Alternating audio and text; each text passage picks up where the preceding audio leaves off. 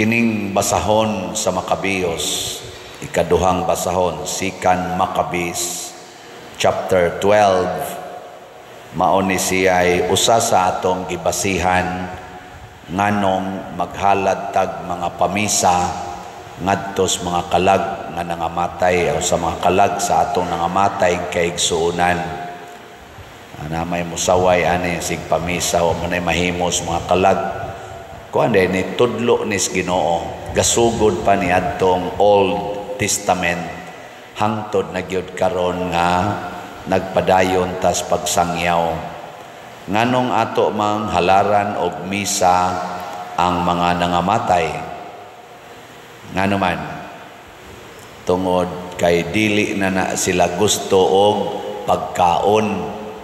Dili kay ang pagkaon mo itong ihala dito sa lubong diha sa unay hayaon ang patay nagdug intaos pagkaon, napay bino, napay kulapo, napay sigarilyo, magdug diha sa kuan. Di na mao ang gikinahanglan gyud patay pagampo o kining misa mao man ni ang the highest form of prayer.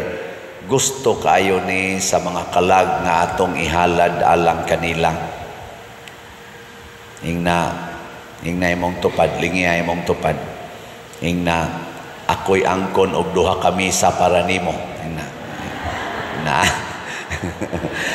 basta mo panaw na ka angkon kog duha ka misa. Bitaw. Nya mo ingon sa na imong tupad, ako lang say angkon sa imo. Ang mga buhi, kitang mga buhi pa sa lawas, kita'y makahalad og misa. Pero katong mga kalag, magampo sa to sila, dili para sa ilang kaugalingon. Mo ni nakaapan kay ang kalag, og tuan na sila dito, bakalag na sila, di na sila makaampo. Di na sila kaampo. Kung maadto sila langit, magsigi na lang sila daig sa Ginoo. Pero di na sila moampo para sa ilang kaugalingon. Pero ang tuwa dito, makaampo para nato. No?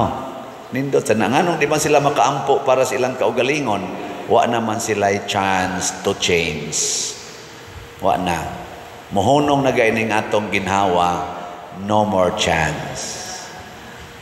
Muna karon samtang buhi pata, sige ginang chances, endless chances. Muna ingos Kristo, forgive 77 times or 70 times 7. Why hunong ang pagpasaylos Ginoo basta buhi pata.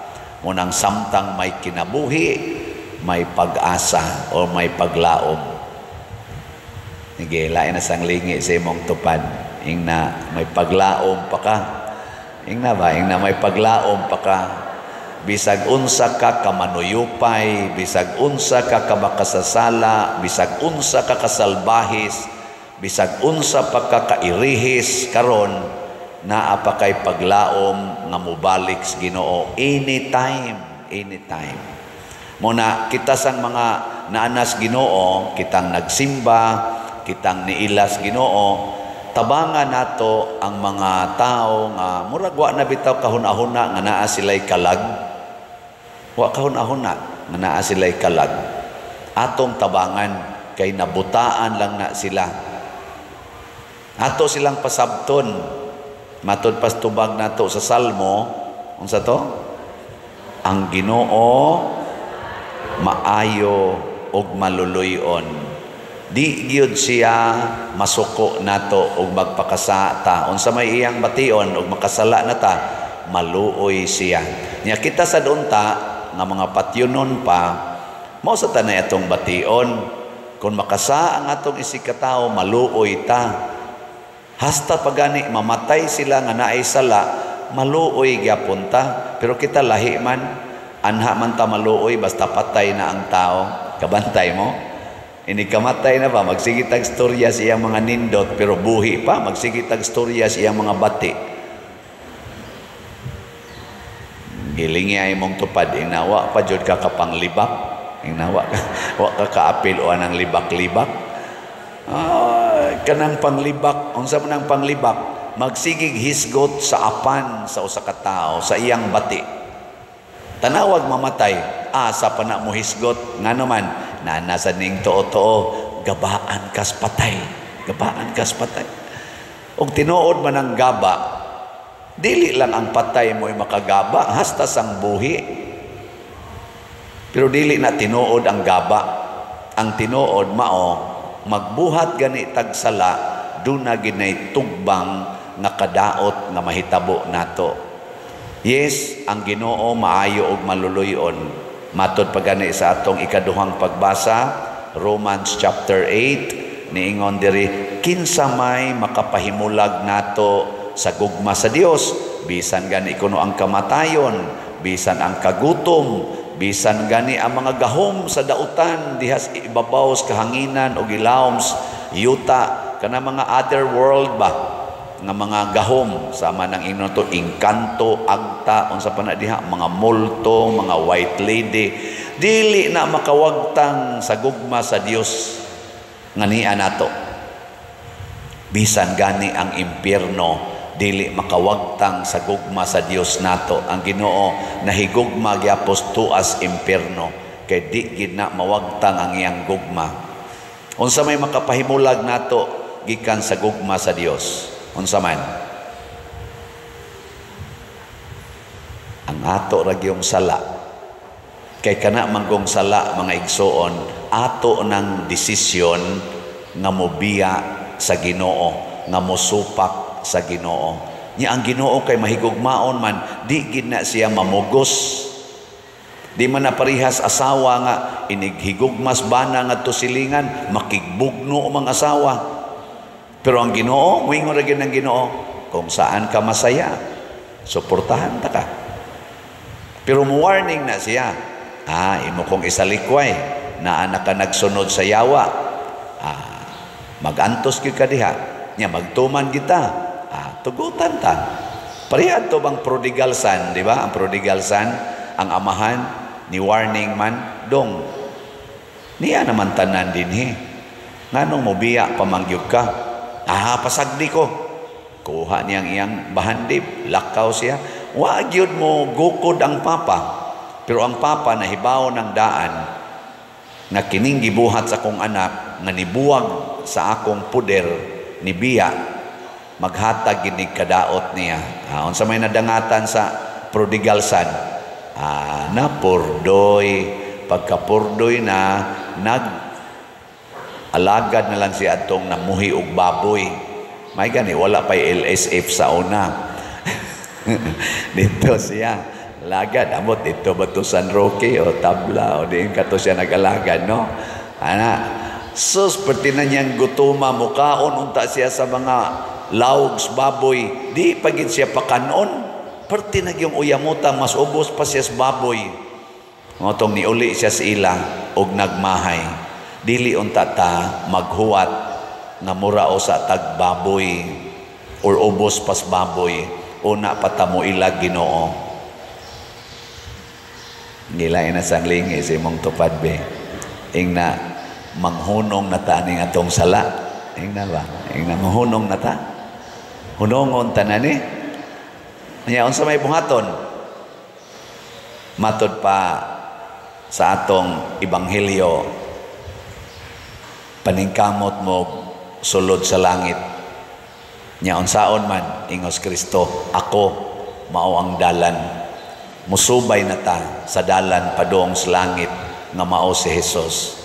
Ug unsa may iyang dalan, gauna gyud dalan sa kamatuoran.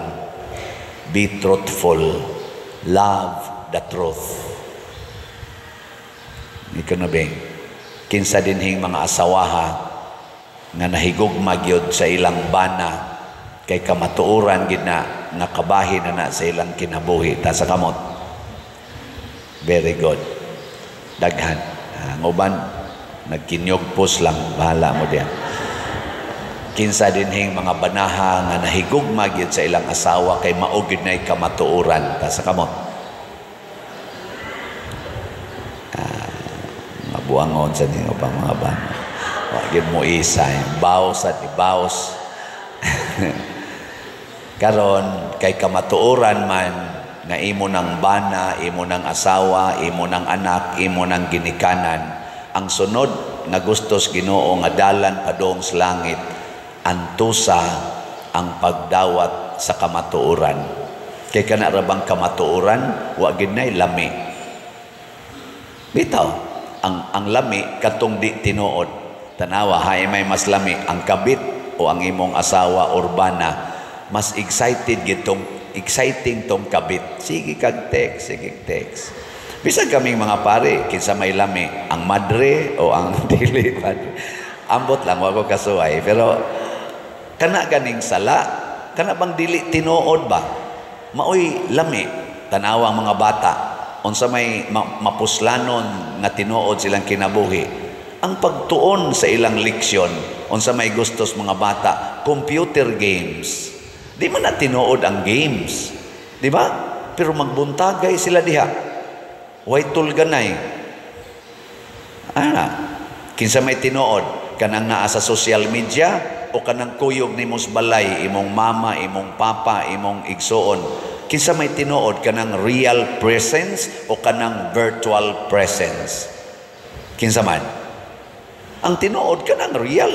Oy, adto naman nun magsigig communicate sa ilang mga cyber friends. Mas importante, bisan ganig din simbahan. Na imo tingog ng cellphone, mudagan pa man ganing ato kay mutubag. Mutubag.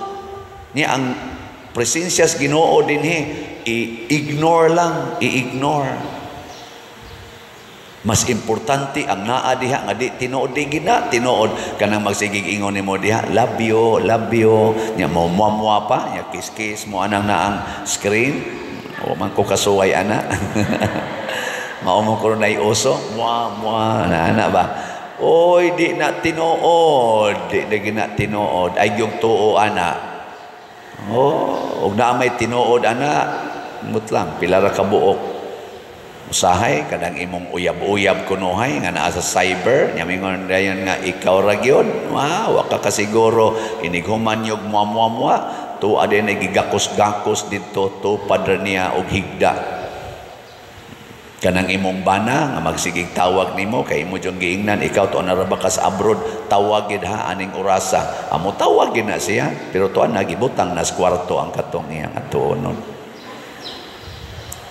So ay tuo diha. Kay wa man na siya des imong atubangan. Mao bitan nang moingon ko sa mga batan-on, manguyab mo diha sa internet. Manguyab mo hasta kani mga byuda, mangita dayong uyab des internet, hasta na mga dalag dalagga kana bang mga nilapas nas edad ba?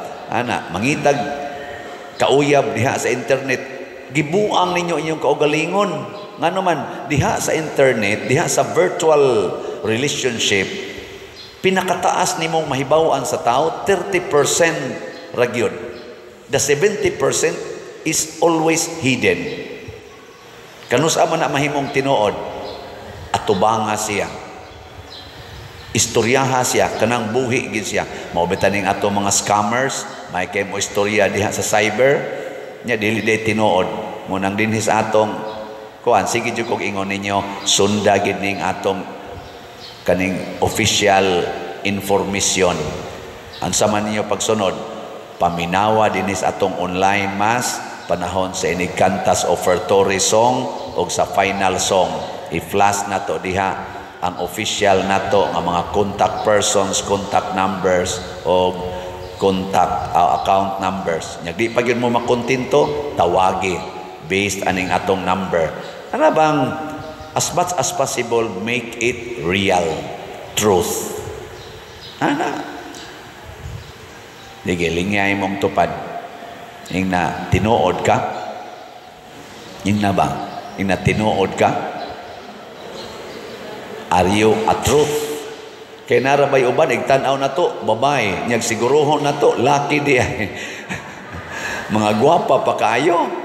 Ano magduda lami ni kakita porting siksiha eksaylo na mo la gwapaha gud ato ingon day kong Edgar o size Danny kana aton driver ba la gwapaha to siya mura man tog dili babae pader ako nga naman dagko magbagtak dagko magpulso Nya naasay tanos kay istanan, inga din. Oh, katoy dindot kay ito. Sakto gagmay naman sa bagtak, gagmay sa gayog ni ani. Ngin siya mura magpinugos iyang lakang. Mura maghinimo kayo. Di man pras babae nga natural ra man gina nila nga mukiay kato siya murag hinimo gyud kayo sa basig model to. Magduda na ta. Di ba? Di na tinuod. Bisag ka ng inyong mga naong, tinuod jud ka ng inyong naong. Kanang inyong kilay, tinuod pa ka na. Kanang inyong mga buhok, ana, tinuod pa na. Mao na ingos Kristo, gusto gani mong malangit, subaya ang dalan sa kamatuoran. Unya, antusa ang pagdawat sa kamatuoran. Antusa. Muna yung siya, take up your cross and follow me. Nya, kung ato na nang buhaton, adto na tas langit nagiandam sa Ginoo. In short, dili na kita mga matay, mga igsoon. Dinhis kalibutan, buhi ta. Nyag magsunod tas Ginoo, inigabot sa nato sa sunod nga kalibutan, giandama na tagbalay ni Kristo, the best dwelling place that nothing compares. Nindot kayo.